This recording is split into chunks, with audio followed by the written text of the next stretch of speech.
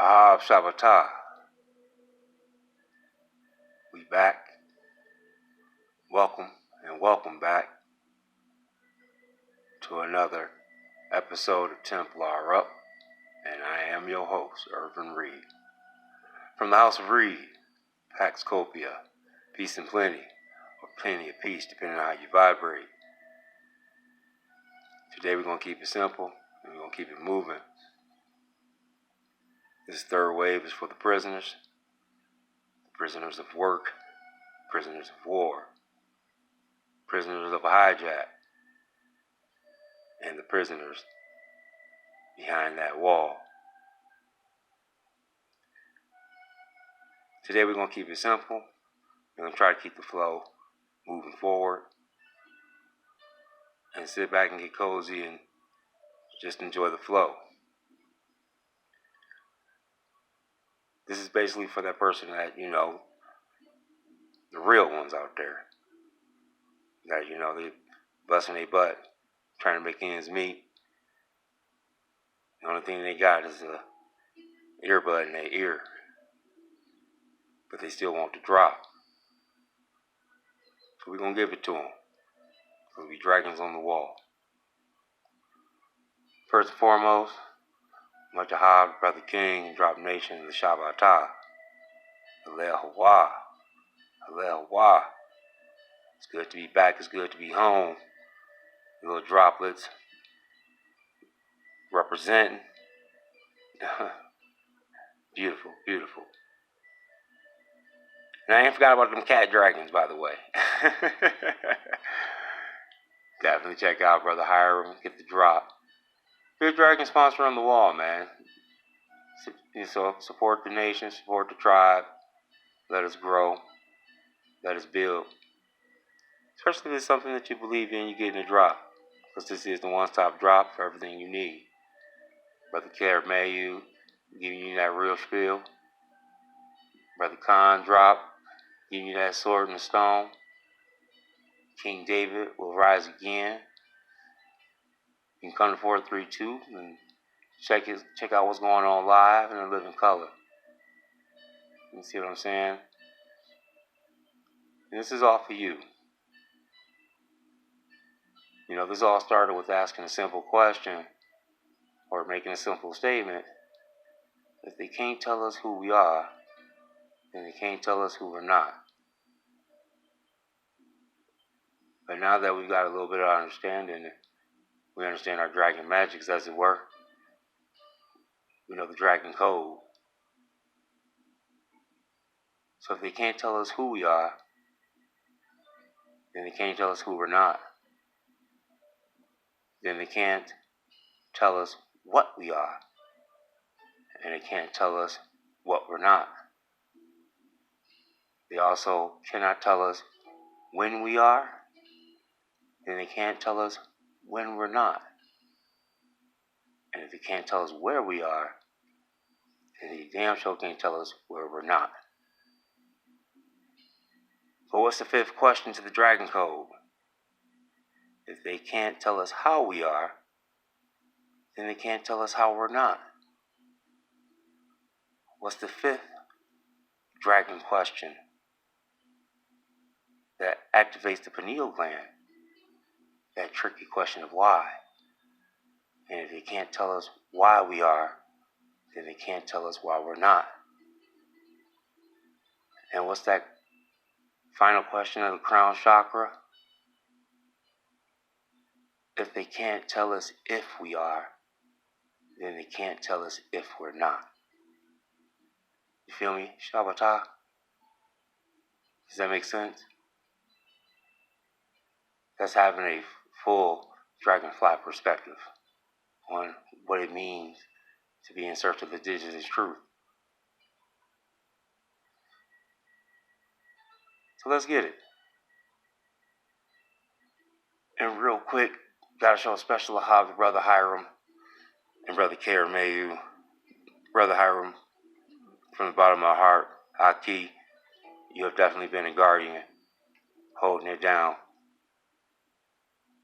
To Brother Care Mayu, you've definitely been a dragon on the wall, holding it down.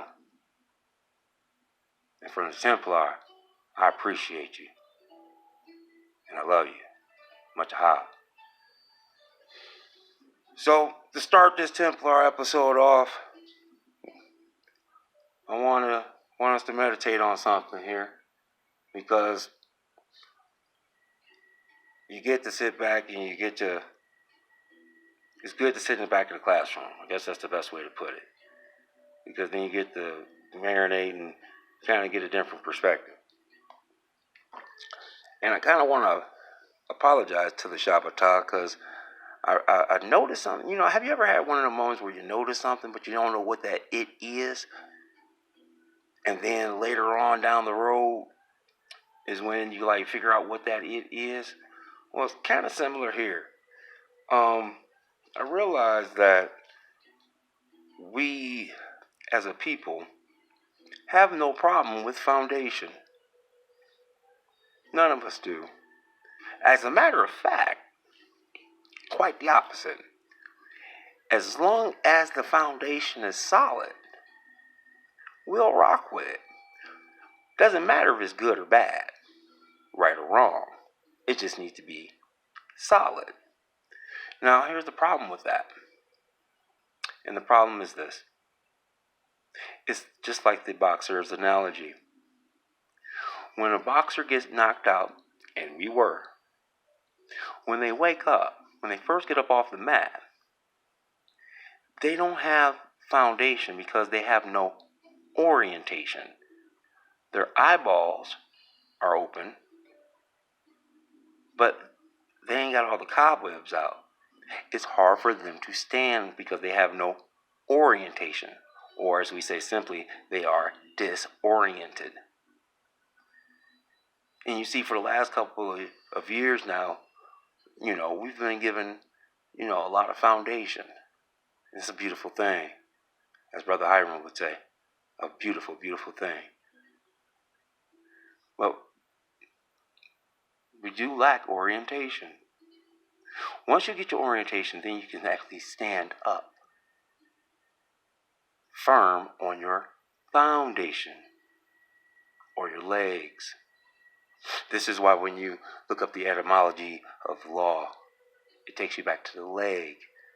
Star L-E-G. But that's a story for another time. So, hopefully we'll be able to roll through real nice and smooth and see where the wave takes us. First and foremost, I think you need to understand that nothing's changed. We're in search of indigenous truth. We're in search of Hawa. We're in search of our priest king, Prestor John, King David. We're trying to follow the tenets of Hosea 3, 4, and 5. And when you study Prestor John, you kind of get a little confused. So let's get a little oriented. Now, you can do this by simply circling the square. Because you do live on the circle of the earth, according to Scripture. But I think for our minds and our cognitive dissonance, this is how we need to see our map. Because we're stuck in the black hijack. Right? To all my Shabbatah across the plain, this is Negro land. Right there. You see, it all goes back to Genesis. And hopefully I'll be able to dismount successfully. But you've been told something kind of off. This is the center of attention. These are your 3 Indies. This is the land of Prestor John, the ruler of the 3 Indies. You follow me? Now, who are the 3 Indies? Not just what, but who were dragons on the wall. Well, your 3 Indies is Shem, Ham, and Japhet.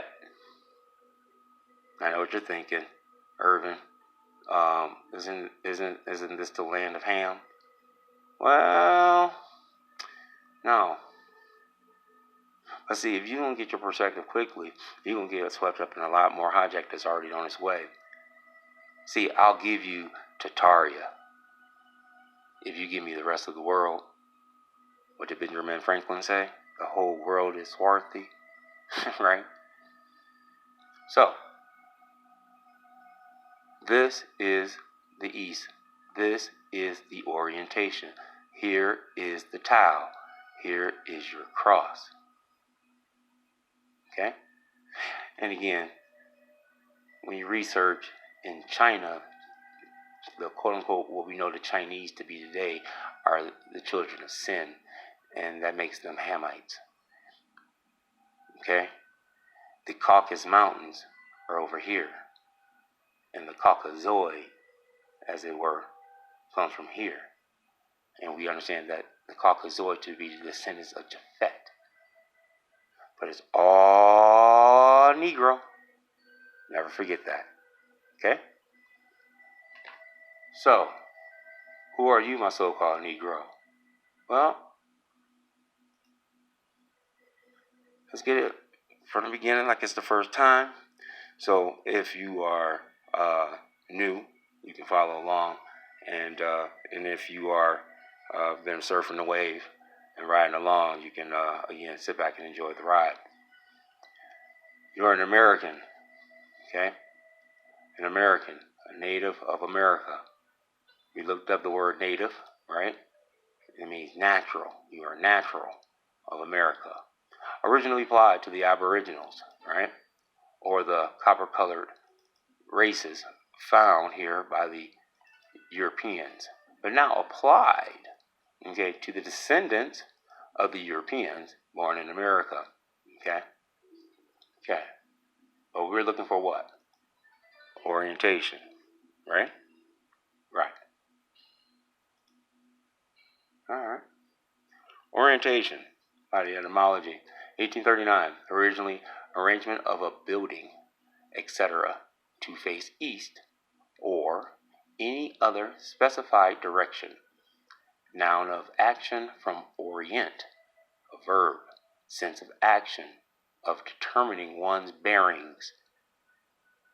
Prestor John is lost to you, and you are lost to yourself and your land.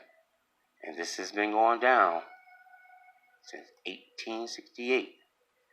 Isn't that about the time of the Civil War? Right? Right. Meaning, introduction to a situation is from 1942. All right. I think that's where you got your New Deal in 1942, right? Isn't that the New Deal? All right. So let's dig on Orient. Orient. Now, here you have it in the verb, Circa 1727. Originally to arrange facing east, from French orienter, to take one's bearings, literally to face east. Also the source of German Orientierung, from Old French orient, meaning east, from Latin orientum, see orient, in the noun. Extended meaning, determine bearings, first attested in 1842. Figurative sense is from 1850, related orient and orienting. So let's get on it. Orient, right? Circa 1300. The East, right? With capital, meaning a place. Originally, usually meaning what is now called the Middle East, okay? From Old French orient, east, 11th century. From Latin orientum, nominative oriens, the rising sun, the east. Part of the sky where the sun arises. Part of the sky where the sun rises. Originally rising, okay? Now, did you see that? Did you notice that? Now, up here, it said it was originally meaning what is now called the Middle East. But then when you get down here, in the very next line or two, it says the rising sun, the east, part of the sky where the sun rises, originally rising, right? Present participle, oriri, to rise, see, origin. The Orient Express was a train that ran from Paris to Istanbul via Vienna, 1883 to 1961, from the start associated with espionage and intrigue. All right, so let's see what Mr. Noah has to say about the Orient. Okay? 1. Rising as the sun, moon that now meeteth the Orient sun, the Orient morn. 2. Eastern, oriental. 3. Bright, shining, glittering as Orient pearls. Orient, noun, the east, part of the horizon where the sun first appears in the morning. Let's go back. The Garden of Eden is here. This is the east. You see, when you're in Europe and you're in the east, because all things get your orientation must be what? We just read it, east. So when they are trying to get their bearings, they're looking what? East. And they're looking for Prestor John.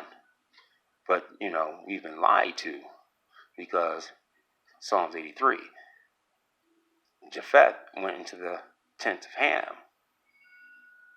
They are confederate against you. Right? But this is the lot reserved to Shem. And when, after Noah's flood, the land crystallized as such. Same thing with Ham and same thing with Japheth. Don't get it twisted. Alright, where are we at? Orient. So now we're looking at origin, right? 100 years later, right? 14th century, 1400s. Ancestry, race. Race. Wait a minute. Let's get it like it's the first time. American. Native of America, originally applied to the Aboriginals or the copper-colored races. Oh, okay. Origin. Ancestry. Race. Orient, right? You get origin. And origin take you back to your race. See, this is why it's important to know what tribe you are. It's nothing wrong if you're from any of the lands of the three Indies. But make no mistake that this is the furthest Indie. And just because you're from the furthest Indie doesn't mean that you are in conflict with either brother of Shem. But it's amazing how they want you to be from here, right? Right? Right. Okay.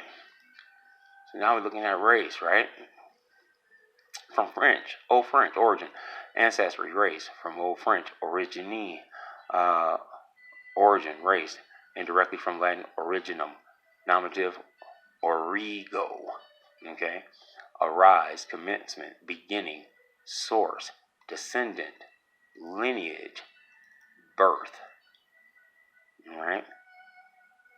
See, when you don't know who you are, you have no descendant. You're not descended from anything. You don't have any lineage. You have no beginning. And anytime you do your research and try to find out about you, everything, the hijack is never late, because the indigenous truth is always on time. And what happens? They want you to look away from what it means to be original, to be, because they don't want you to have your race. They want you to be black.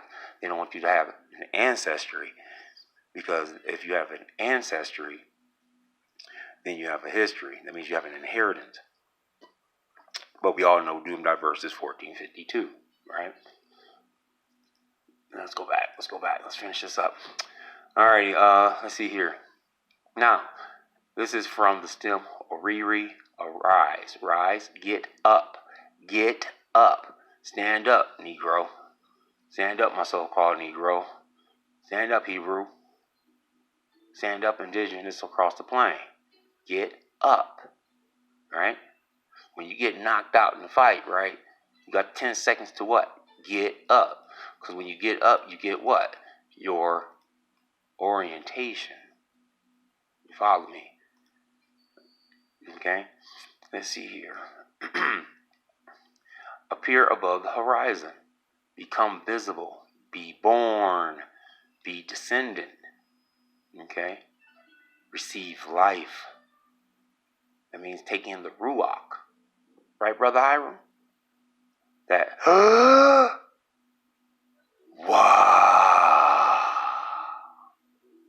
Alright. There's a difference between a white and a soul.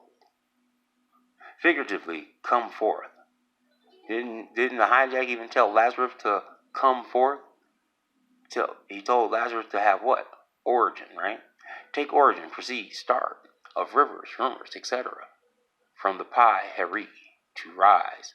Source also Hittite, Ari, to arise, lift, raise. Sanskrit, ert, to set in motion, move, to rise, motion, move, right?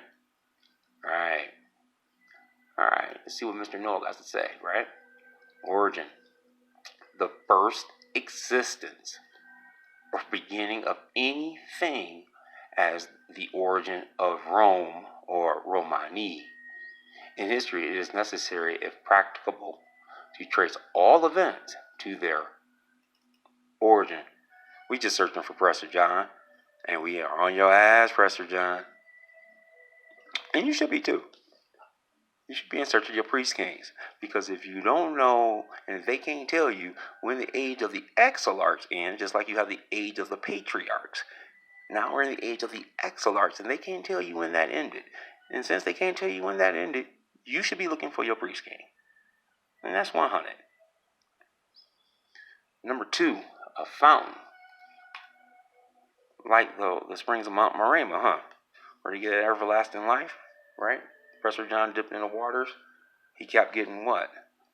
Origin, right? That's what we're talking about. Source, cause, that from which anything primarily proceeds, that which gives existence or beginning. The apostasy is believed to have been the origin of a moral evil. Well, to the hijack, we're always evil. The origin of many of our customs is lost in antiquity. Now, that's funny that they would put that with origin. I mentioned to Brother King, I believe it was, how when you read and study the timelines, and you read the differences and compare the Middle Ages to the Dark Ages, there's this underlying current for them to want to go back to antiquity. Okay? But when you keep digging on it, that antiquity keeps pointing back to you and who you are, right? And as long as you don't know that, everything's cool. But as soon as you realize you've been hijacked, everybody named Mama got a problem, and they're gonna have a problem. Real talk. Nations, like individuals, are ambitious to trace their descent from an honorable origin. Nations, like individuals. Isn't that funny? In the first dictionary of America, that you will put this line in origin, knowing that what? An American, a native of America, originally applied to the Aboriginals or copper-colored races. Okay? Alright. So let's look up race. Now, I'm going to fly through this one real quick.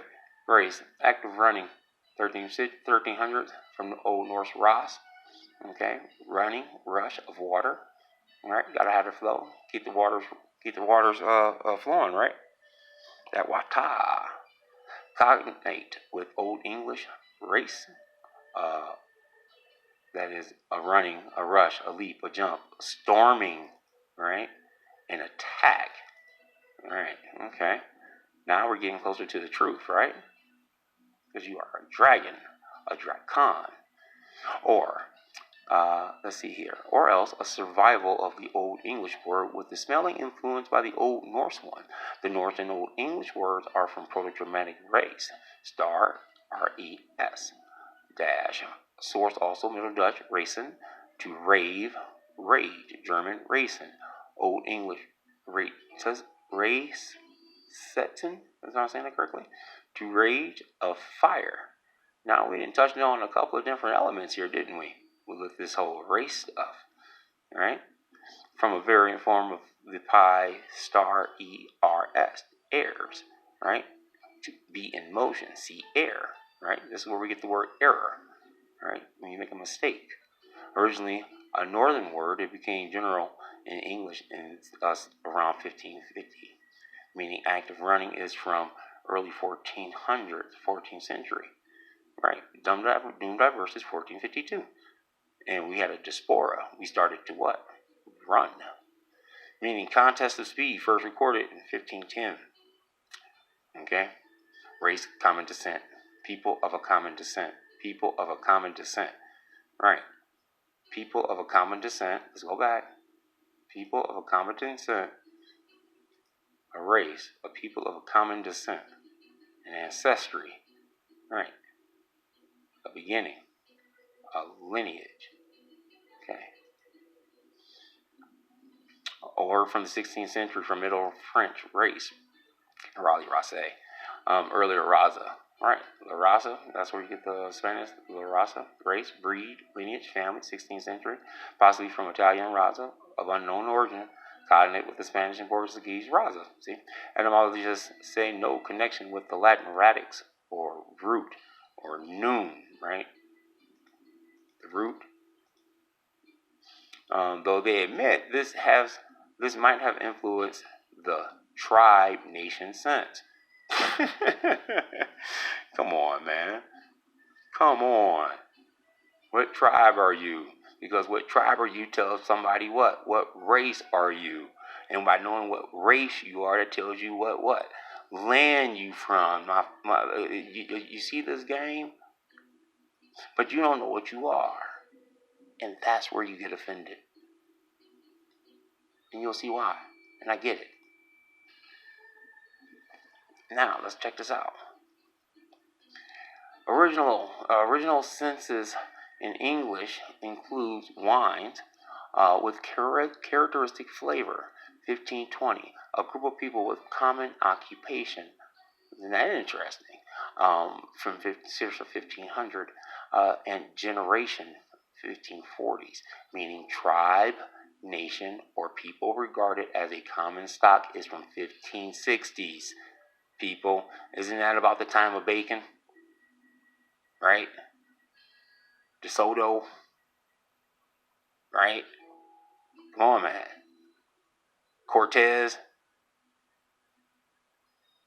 Race wasn't invented until the invasion. Modern meaning of one of the great divisions of mankind based on physical particulars. You meaning like an afro? Right? Not just skin tone. Because when you look up copper, and you look up these other histories, they say that they're tawny, swarthy, Moor. They also call you ruddy. All that is brown. Some is black, because guess what? Some of you quote unquote Africans, they call y'all eggplant because y'all was so dark, y'all was purple. But see, people confuse the difference between black and brown in that regard, as far as what? Physical peculiarities, right? That's why they say that you are a Cushite. You look like a Cushite, a particular type of an Ethiopian, but you're not, according to what they know or from Africa Ethiopians to be, as they understand it. Okay, is from let's see, Though, as OED points out, even among anthropologists, there never has been an accepted classification of these.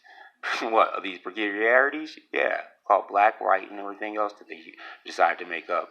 Or for the so-called Negro, a whole bunch of shit.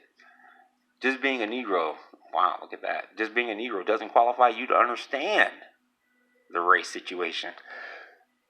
Excuse me. Sorry about that. Allah, please bless me. Just being a Negro doesn't qualify you to understand the race situation any more than being sick makes you an expert on medicine. Dick Gregory, 1964.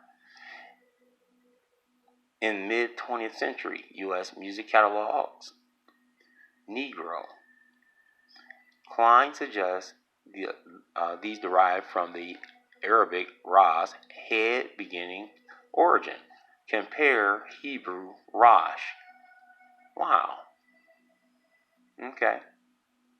Old English, Thode.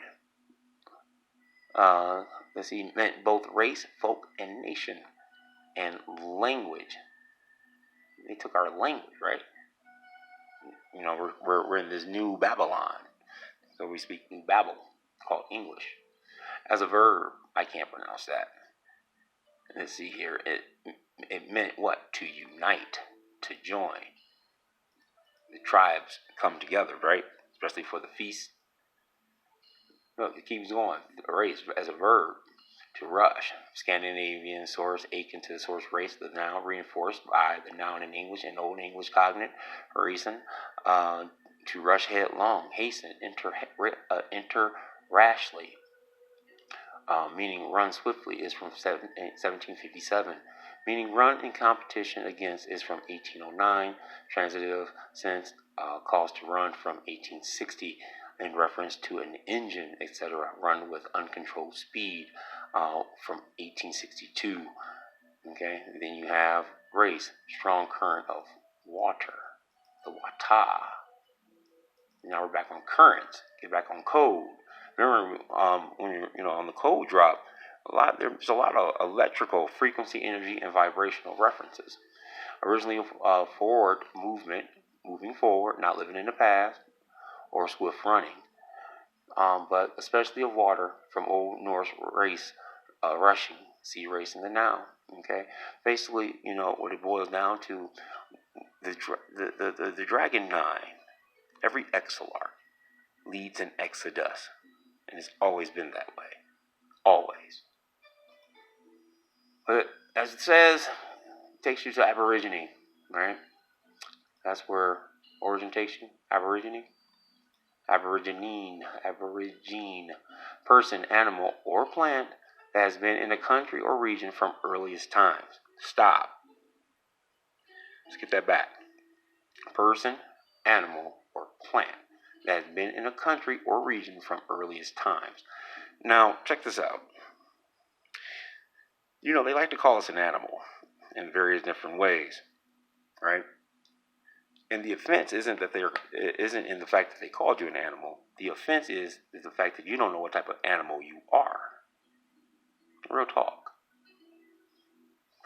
Now, mistaken singular of Aborigines, 1540. Aboriginal is considered the correct singular in English, from Latin aborigines, first inhabitants, from Latin, especially from Latin, hence the first ancestors of the Romans. Okay, the Romani, right? The Byzantine Empire, possibly a tribal name, or made to conform to the Latin phrase ab origine, which means literally from the beginning, or what? Genesis, right? Right. This is from ab, off, away, from. See ab, then ablative of or rego, arise, a commencement, beginning, source, descendant, lineage, birth, from the stem, or riri. Same thing we got before, right? Origin. Okay? Extends 1789 to natives of other countries which Europeans have colonized, especially Aboriginal inhabitants of Australia. Australian slang shortened to Abo, attested from 1920. All right, this is what? America. Found by the Europeans, now applied to what? The descendants of the, right, same shit. right? Now all of a sudden they're native. They're natives now, hijacking you. All right, let's get it. Make it to the dismount. Aborigines, now noun, plural, aboriginals, but not an English word. This may well be let to pass into disuse. See aboriginal.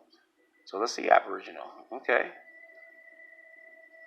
Aboriginal, 1660s, first earliest existing from the beginning, especially from reference to the habits of lands colonized by Europeans, right? From aboriginal. See, this is why you're an aboriginal. This is why you need to know where your roots are, right? You need to get back on code about your bloodline, because your bloodline ties you to the land, and that's important going back to the flood, because if you are a Shemite, that means that those promises belong to you, and the lot that you have is the land of Shem, and you're standing on it. Okay? Specific Australian census is attested to 1820, the noun meaning of original inhabitant, and autochthon is attested from 1760, right? All right, so what are you? An aboriginal, right? First, original, primitive. People are the first inhabitants of a country. Aboriginal tribes of America, right? Adjective, and original, primitive inhabitant, first settlers in the country are called aboriginals, as the Celts in Europe and the Indians, right, in America, right? Not your hijack, but they got the drop. All right? A race, right, having the same original. The word coincides with the what? The rod, the ray, the radiant, etc., etc. Okay? You got the lineage of a family, right? A generation, descendant, a particular breed, right? Now, there's always this animal stuff, right? And you can dig on it. I'm just trying to get to the dismount, because you need to realize that you are a dragon. What's a dragon? A fierce, violent person, male or female. But notice what I tell you. Takes you to what? Dragon. A genus of animals, right? And it must be an aboriginal animal, indigenous to the land, right? You are an animal. Take the genus, right? In logic, that's what has several species under it. A class of a greater extent than a species. But look at it. Genus, noun, plural, genesis, or genera, right? In natural history, an assemblage of species possessing certain characteristics in common, by which they are distinguished from all others. Okay? You are a dragon, a drakon. And here's the thing. Let's dig on it. Remember we said scion, right? A young shoot, twig, sprout of a tree, plant, or rather cutting of a twig, intended for the engrafting on another stock, right? Also the shoot or the slip insert of a stock for propagation. That means it's either an original source, a Joshua, a Yahweh, or it's a hydract trying to get grafted into the root, into the stock. But you are the stock that others are trying to what? Graft themselves into. But that C is what we know today as scion, right? An offshoot, a twig, right? A descendant, right? Okay? The chink in the armor, right? A split, a crack. Okay? Now look at this. A family tree image is a scion. But and this is why we're in search of our priest king, Prestor John. Joshua is the son of Nun, right? Because it really all does lead back to Genesis. And you got to dig on that. But your word dragon leads you to here. Okay, and we're going to dismount. This is John. Okay? This is John. Now that's Gaon. Drac or Drake, D-R-A-K, to see clearly, is the prefix Dra-Khan, the Drake John, or Khan. Remember, the G represents the Kappa, right? This is Khan, and it's kind of trippy, okay? And it goes back to what? Rosh. Rosh? Where was it? Was it on a race? Where did I see it? Rosh. Where was he? Rosh. He was on the race. I'm almost certain he was on the race. Where's my race entry? Oh, I forgot. It was all the way up here.